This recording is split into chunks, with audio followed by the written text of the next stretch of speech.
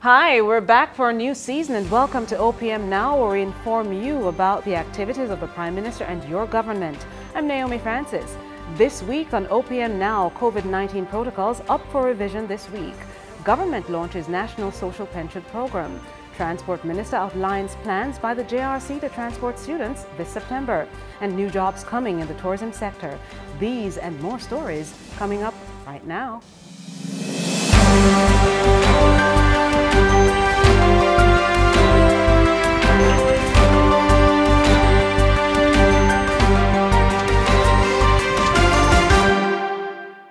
The current COVID-19 protocols under the Disaster Risk Management Act will be reviewed this week as they come to an end on June 2. Prime Minister Andrew Holness will update the nation following extensive discussions in Cabinet and with various sector leaders as the government seeks to balance lives and livelihoods. The government continues to create programs to benefit all Jamaicans, especially the most vulnerable. The latest initiative is the new Social Pension Program. Here's an OPM Now special report on how the program will work. The new social pension program implemented by the government is the first of its kind for Jamaica in over 20 years. The program is designed to assist the elderly who are unattached to a social safety net and is set to target persons over the age of 75. Permanent Secretary in the Ministry of Labour and Social Security, Mrs. Colette Roberts-Risden, tells us how the program began. We did some work with the Planning Institute of Jamaica where we looked at our social safety net and some of the gaps in our system. And at that time, we recognized that there is a group of elderly that we are missing. They're not on path and they're not in receipt of the Poor Relief Program.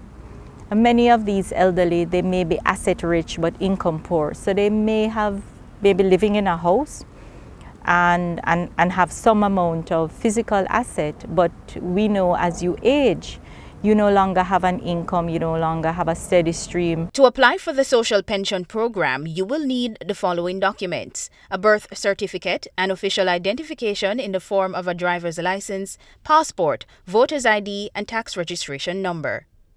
At this time, we do not have an online application process. Maybe sometime down the line we will have that.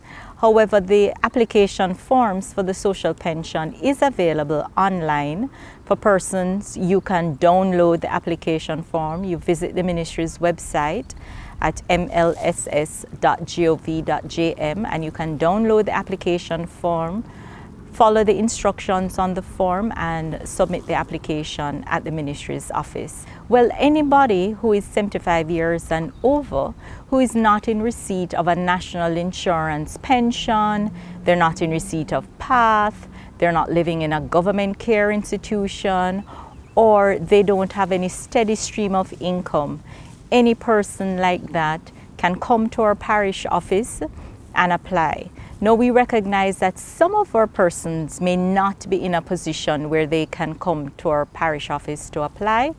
Other persons can come and apply on their behalf. And perhaps you are wondering, how will the government reach persons in rural parts of the island who don't have access to the internet and are without a bank account? As we roll out the program more and more, we will be setting up satellite locations, trying to reach out to our folks in the deep rural Jamaica. Unfortunately, because of COVID and the gathering restrictions, we're not able to do that as much as we would like to. And that is one of the reasons we are encouraging persons to submit application on behalf of other persons who they know are in need of support. So we're encouraging persons, if you have a bank account, to give us your bank account information so you can get your benefit paid directly into your bank account. If you don't have a bank account, you can get your payment through one of our remittance agents. Applications for the social pension program have already begun, so if you or anyone you know 75 years or over can now apply. Over to the Ministry of Transport now. The trains will roll again this September as the Jamaica Railway Corporation will transport students and teachers to school. Here's the Transport Minister, Robert Montague. Reviving the Jamaica Railway for students is an idea that we had from almost 3 years ago when I just came to the Ministry of Transport and Mining. And it was a result of the ministry where I was, national security, and some concerns with children that are roaming in Spanish Town. What we found was that at approximately 2 p.m., most of the schools would close for the day. But the taxi and bus operators wouldn't take the students out of Spanish Town until about 6 p.m., starting at about 6, when they would have taken most of the adults out of the town of Spanish Town because they get more money transporting adults. So you found that approximately 4 hours we had our students roaming all over Spanish Town and getting, as my mother would say, the devil find work for idle hands. So we came up with the idea because the line was there. We were using the line to transport bauxite, the Linstead line and the Old Harbour line to get to the UC Rizal plant. So we thought that if we could use it to move students, just improve the line, because the line is there, it is being used every day for cargo, but not for passengers. The minister says passenger safety is a priority.